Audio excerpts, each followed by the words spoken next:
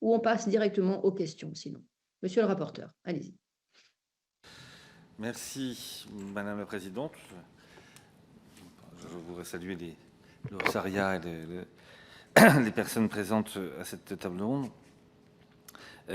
Surtout que j'imagine que la période est un peu dense et nous en voyons les effets législatifs dans notre Assemblée. Je voudrais commencer par cela parce que c'est une remarque qui vient de nous être faite. Nous avions juste avant vous les représentants des autorités locales qui s'adressaient à la commission d'enquête et qui nous décrivent un système, certes, on avait bien compris qu'il y avait une compétence qui était entre les mains des collectivités locales et des communes en particulier, mais aussi avec un constat d'un système qui avait tendance à s'essouffler et qui peinait très largement à assurer une couverture satisfaisante du territoire, tant au niveau des moyens humains et matériels qu'au niveau de la planification et de la gestion des risques.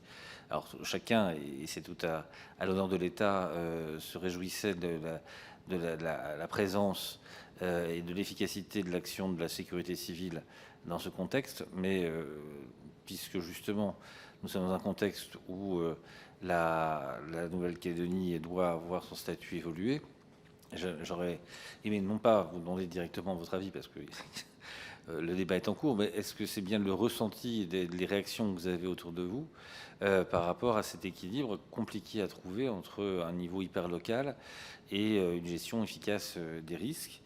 Par ailleurs, ce qu'on nous a aussi donné avec beaucoup d'insistance, c'est la difficulté de recueillir de la donnée sur les aléas et sur les zones qui seraient impactées par les aléas, ce qui pesait fortement sur la rédaction des documents de prévention et d'organisation des secours ou de planification à long terme. Est-ce que vous avez, par contre, là, des éléments à nous confier sur comment ces données vont être complétées, comment est-ce qu'on va améliorer le système de recueil de ces données, ou est-ce que c'est un constat que vous ne partagez pas? Merci, monsieur le rapporteur. Messieurs, nous vous écoutons. Bien, écoutez, comme je vous dis, nous sommes quatre et on va se partager les rôles. Pour vous répondre, monsieur le rapporteur, à vos questions et à vos observations, il y a un canevas de questions qui nous a été communiqué, d'ailleurs, sur lequel on fournira une réponse écrite comme je vous l'avez demandé. Comment dire ça? En Nouvelle-Calédonie, bon, la sécurité civile est une compétence qui a été transférée par l'État à la collectivité de Nouvelle-Calédonie. Donc, c'est le président du gouvernement de Nouvelle-Calédonie qui assure cette compétence. Donc, il a fallu que nos prédécesseurs trouvent la bonne formule, la bonne adéquation pour faire en sorte que, en matière de sécurité civile, donc de capacité à faire face, de résilience à faire face à toutes les situations auxquelles les événements naturels majeurs confrontent, donc qui génèrent des risques, ici pour la population calédonienne, qu'on s'articule bien, faire face. Alors ici en Nouvelle-Calédonie, il y a des cyclones, il y a des épisodes de vent violents, très violents, il y a des épisodes de pluie, des orages, des inondations. Il y a eu des petits tsunamis, pas des tsunamis très destructeurs comme ça a pu se passer il y a plusieurs dizaines d'années, mais il y a de fortes houles, il y a des séismes, il y a des mouvements de terrain, et puis il y a des feux de brousse, un peu l'équivalent de ce qui existe en PACA des feux de forêt. Donc il y a un peu tout ça. Et donc, comme on est à 20 000 km de la métropole et qu'on est dans un contexte où les compétences sont la sécurité civile, mais pas seulement, hein, l'environnement, aussi, c'est transféré, c'est une compétence provinciale, eh bien, on fait en sorte que, avec nos partenaires, qui sont à la tête des collectivités calédoniennes, donc les exécutifs collectivités calédoniennes, le président du gouvernement de la Nouvelle-Calédonie, mais aussi les présidents de province, on trouve les bonnes formules pour faire face à tous ces événements. Ici, et en à 20 000 km, vous savez, hein, les facteurs de vulnérabilité, c'est l'insularité, mais c'est aussi l'éloignement. Donc, on doit faire avec ce que l'on a sous la main. Donc, c'est un moyen constant. On doit articuler intelligemment ces moyens et puis faire en sorte de pouvoir les renforcer si le besoin s'en fait sentir. Donc, ça veut dire qu'il faut anticiper et utiliser tout ce qui est à notre disposition pour justement prévoir et être en mesure d'anticiper intelligemment des problèmes auxquels on est collectivement confronté. Alors, je vais vous donner un petit élément de situation. De 2020 à 2003, la Nouvelle-Calédonie a subi 9 cyclones et des pressions tropicales majeures. 9. Deux événements pluvieux de très forte intensité, 48 heures, au mois de janvier et février 2022. Mais, comme vous savez, vous l'avez dit, je le répète, hein, la gestion des risques naturels majeurs en Nouvelle-Calédonie est une compétence du gouvernement. Alors, nous, on demeure pour autant, enfin, je vais rentrer un petit peu dans le détail, mais on demeure un point d'appui très important. Si l'État n'était pas là, je pense qu'il y aurait de gros soucis à se faire en Nouvelle-Calédonie en matière de gestion des risques naturels majeurs. Voilà. Je vais vous détailler tout cela, mais d'ores et déjà, la Nouvelle-Calédonie, même si elle a la compétence, elle ne peut pas faire face seule. C'est tout simplement impossible. Elle doit le faire avec l'État. Ça me paraît très important de pouvoir vous le dire. Voilà, alors je peux vous parler des structures que nous avons, je peux vous parler des effets du changement climatique en matière de risques naturels, du cadre légal et réglementaire, tous les points que vous avez soulevés, les mesures d'adaptation pour lutter contre l'érosion du trait de côte et le risque de submersion. Parler aussi des points d'amélioration depuis que cette compétence a été transférée. Je ne pense pas qu'on puisse dire qu'il y a un essoufflement. Il n'y a pas d'essoufflement. En fait, on est dans la recherche constante de solutions d'amélioration. On est vraiment sur ces lignes. Les forces armées de Nouvelle-Calédonie sont essentielles. L'état-major interministériel de zone est aussi essentiel. Donc, le lieutenant-colonel Cara qui est là pourra vous dire quel est son rôle.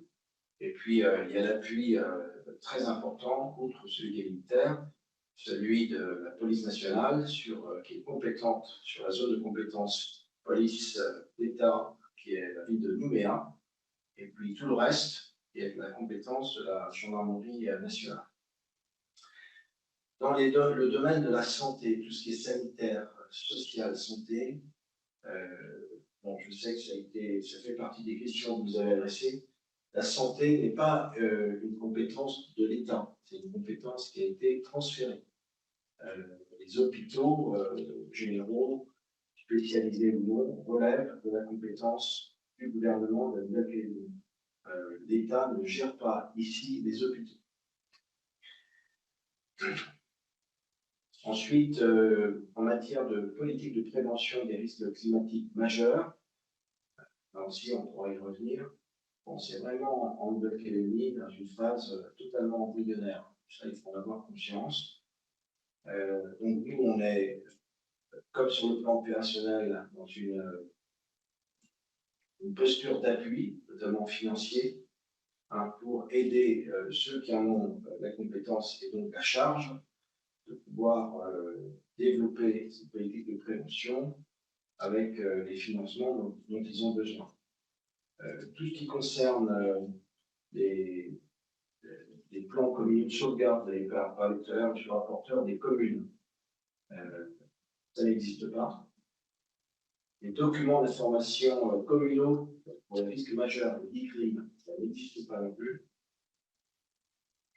Et donc, on est aidé aussi par la Chambre territoriale des comptes, qui a produit un rapport très détaillé, très précis, qui fait état d'un certain nombre de recommandations je pourrais y revenir si vous le souhaitez, et qui indique ce qu'il conviendrait de faire. Toujours pour brosser complètement le tableau, quand on évoque l'urbanisme, alors c'est aussi une spécificité calédonienne, l'urbanisme ne relève pas de la compétence communale, pas l'autorité du maire.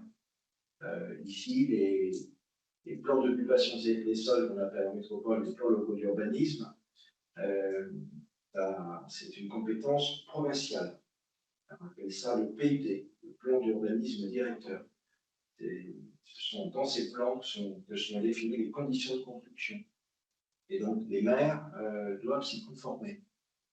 Alors, évidemment, ça ne se fait pas l'autorité sans méconnaître les particularités de telle ou telle commune, mais ça se fait en liaison avec eux, mais voilà, sachez-le, hein, c'est une compétence du président de la province. Ensuite, la Nouvelle-Calédonie, c'est un territoire qui est immense.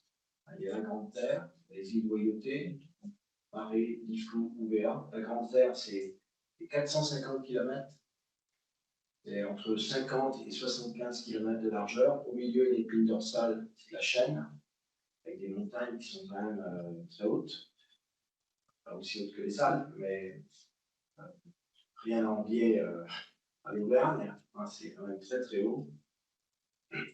Et donc, c'est un territoire où il n'y a que 33 communes. Donc, ce sont des communes qui n'ont rien à voir avec les communes métropolitaines. Il y a des communes, on se rend dans toutes les tribus qui sont dans ces communes, eh bien, on peut parcourir 30, 40, 50, 60 km.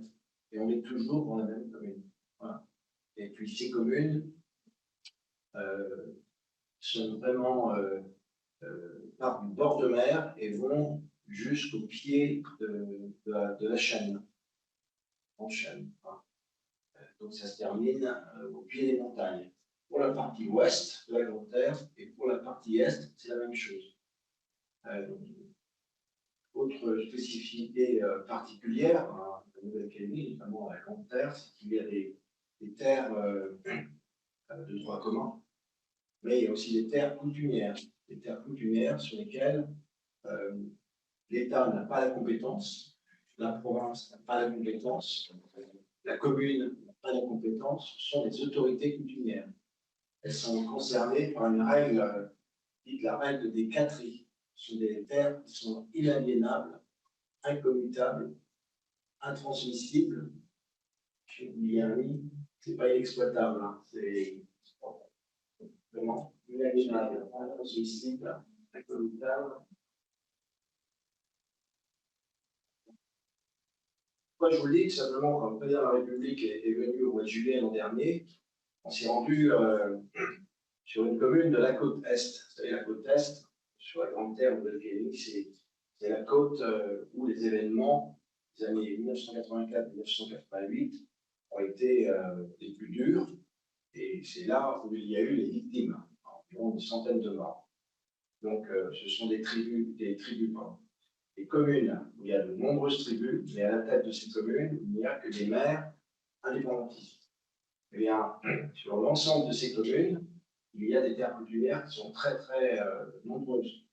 Donc, quand le président de la République s'est rendu au mois de juillet, 6 juillet dernier, on l'a amené sur une commune où il y avait un problème d'érosion de cette côte et un problème de relogement des populations donc, dans ces zones agricoles qui étaient à proximité immédiate de la mer, sauf que le maire n'était pas compétent. Le président de la province Nord ne l'était pas non plus.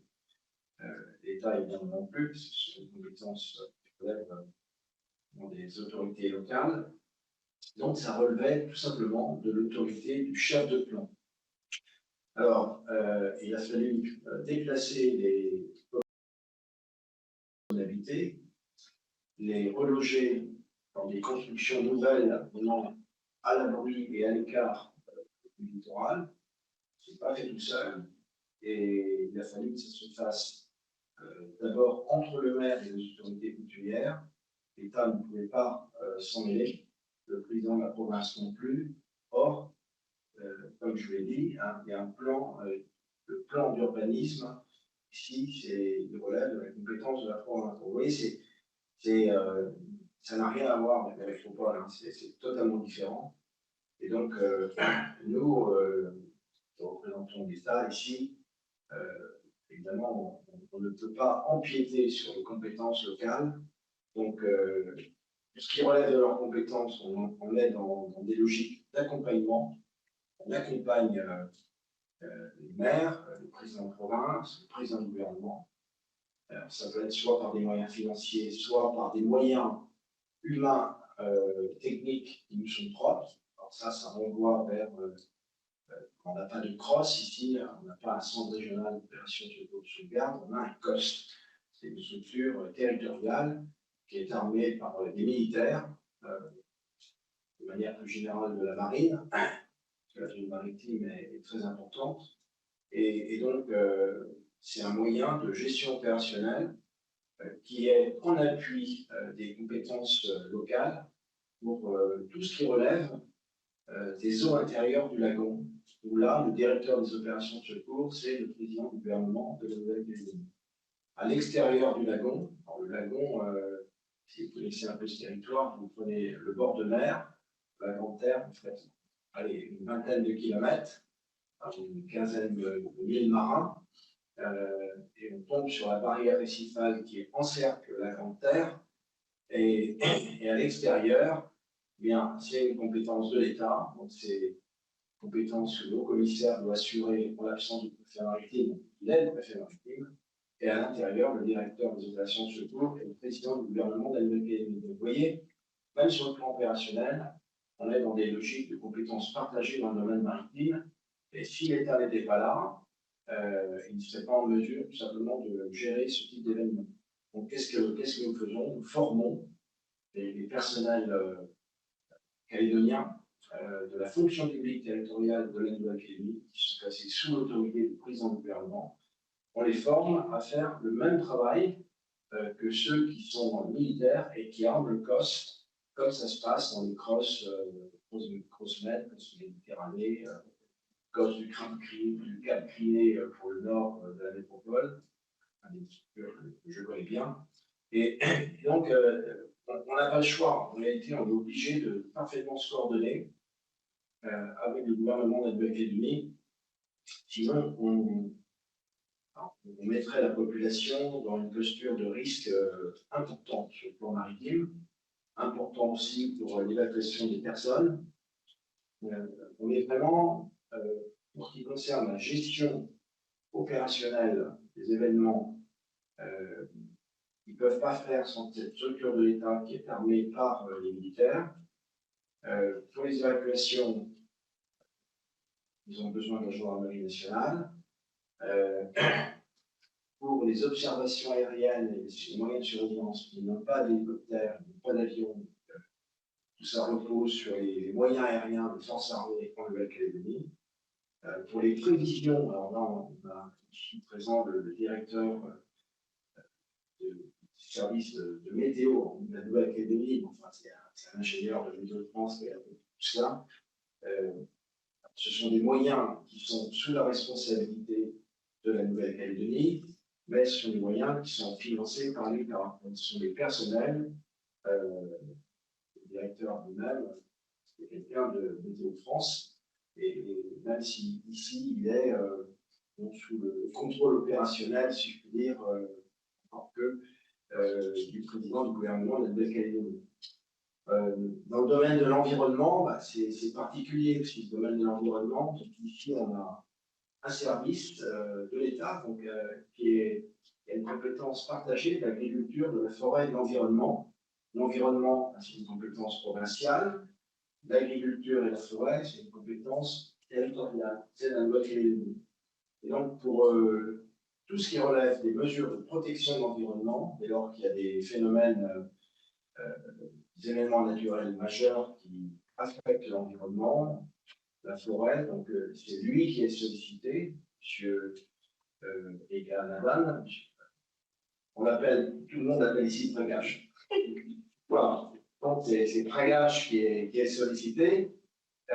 Et dans cette configuration, ben, il est sous l'autorité du gouvernement de la Nouvelle-Calédonie ou sous l'autorité du maire, selon l'importance de l'événement. Mais lui le fait aussi en liaison avec l'État.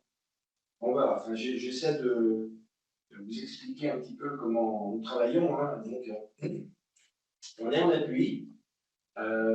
L'État n'a pas la compétence, sauf dans le domaine maritime que je vous ai indiqué, ou à l'extérieur des eaux intérieures du lagon, la barrière de récif qui fait le tour de la Grande Terre. Là, c'est vraiment l'État, et là, j'agis comme préfet maritime. Mais c'est quand même le gouvernement de la Nouvelle-Calédonie et son président qui est en responsabilité directe, puisque la quasi-totalité des atteintes à l'environnement qui résultent d'une mauvaise utilisation des bâtiments de commerce qui viennent mouiller au port du Nouméa, ou les influences des utilisateurs, je pense qu'en particulier les plaisanciers, 90% des faits se retrouvent autour finalement du Grand Nouméa et dans les eaux intérieures du lagon. Donc c'est lui qui endosse la responsabilité de la gestion opérationnelle de ces événements. Donc là aussi, on est encore en appui. Donc la posture de l'État, c'est on est en accompagnement financier des sujets, de portée générale, où les événements naturels abîment la forêt, abîment l'environnement, abîment les exploitations agricoles. On n'est pas en gestion directe, c'est vraiment les collectivités calédoniennes. Et sur le plan strictement opérationnel, en mer, on est en appui. Et il y a un organe central, un organe pivot, qui est ce dont je vous ai parlé, là, le centre opérationnel de secours et de sauvegarde, où il y a là des professionnels, des armées, ça peut être des militaires de l'armée de terre ou des militaires de la marine, qui agissent en liaison étroite avec des structures qui sont chargées de faire la prévention, comme c'est le cas de Météo France, faire des prévisions. Alors, avis de coup de vent en 24 ou 48 heures, cyclone probablement très violent avec une dépression très forte, avec des annonces précises sur la puissance de ces cyclones. Là, ça relève de Météo France. Donc c'est tout un ensemble qui doit parfaitement fonctionner, parce qu'on est seul, on est sur une île, on est à 20 000 km de la métropole. Je ne vais pas dire qu'on se débrouille plutôt bien, hein. Il nous arrive, ça nous est arrivé, de venir en appui, par exemple, de 2 cyclones successifs et un séisme qui s'est produit au mois de mars l'an dernier au Vanuatu, avec Sébastien. Et c'était au moment où Gérald Darmanin venait, il vient très très souvent en Nouvelle-Calédonie, mais il venait en Nouvelle-Calédonie, et donc dans cette configuration, en liaison avec Sébastien Lecornu, le ministre des Armées, et là, on a fourni des moyens d'aide pour réduire les effets de ces cyclones, des séismes, sur l'île des Fatés, qui est une des îles les plus importantes du Vanuatu. Donc vous voyez, ça s'est fait là aussi en liaison avec le gouvernement de la Nouvelle-Calédonie qui a apporté des moyens. Les sapeurs-pompiers, ben, ici, c'est pas la loi de 1996 de départementalisation des SDIS, ça n'existe pas ici. Hein. Les sapeurs-pompiers sont fondus dans une organisation communale, il n'y a pas d'organisation territoriale, il n'y a pas de centre de traitement d'appel, il n'y a pas de gestion coordonnée et optimisée de l'emploi des sapeurs-pompiers.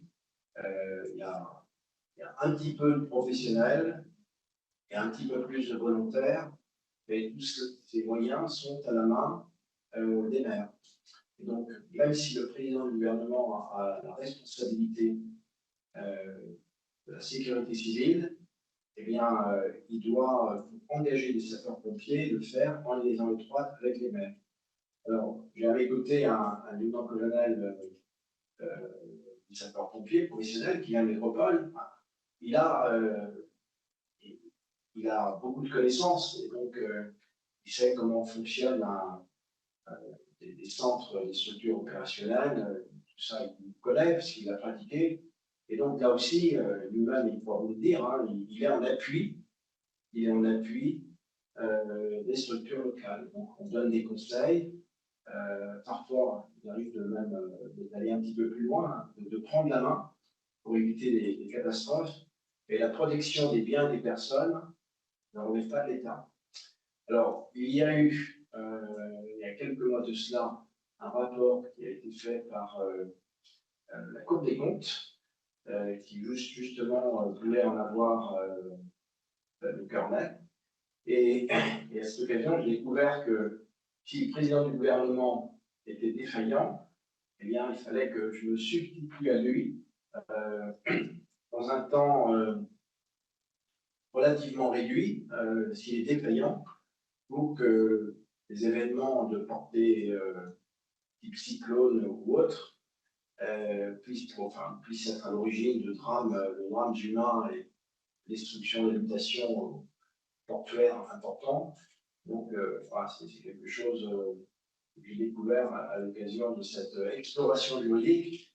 Donc, même si les compétences ont été transférées, le haut-commissaire ici en Nouvelle-Calédonie peut voir sa responsabilité pénale engagée si manifestement les exécutifs, les maires, ou les présidents de province ou le président du gouvernement de la Nouvelle-Calédonie étaient défaillants. Voilà, donc la protection des personnes et des biens impose à moi d'être bien au courant de l'importance d'un sinistre, des effets ce sinistre peut provoquer sur les populations d'infrastructures locales. Et donc, c'est aussi pour cette raison que j'ai à mes côtés ceux qui ont ce savoir et cette capacité de conseil auprès des responsables, des élus locaux. Voilà, donc, vous voyez, on fonctionne de manière très imbriquée. Je n'ai pas noté, depuis que je suis en poste, de problèmes majeurs, mais c'est simplement des problèmes, hein, on peut toujours s'améliorer. Le point faible, c'est ce dont je vous ai parlé. Hein. Il n'y a pas d'organisation intégrée de sécurité civile, il n'y a pas de centre de traitement d'appel, il n'y a pas de centre coordonné de gestion et d'emploi des moyens des sapeurs-pompiers, ça n'existe pas ici.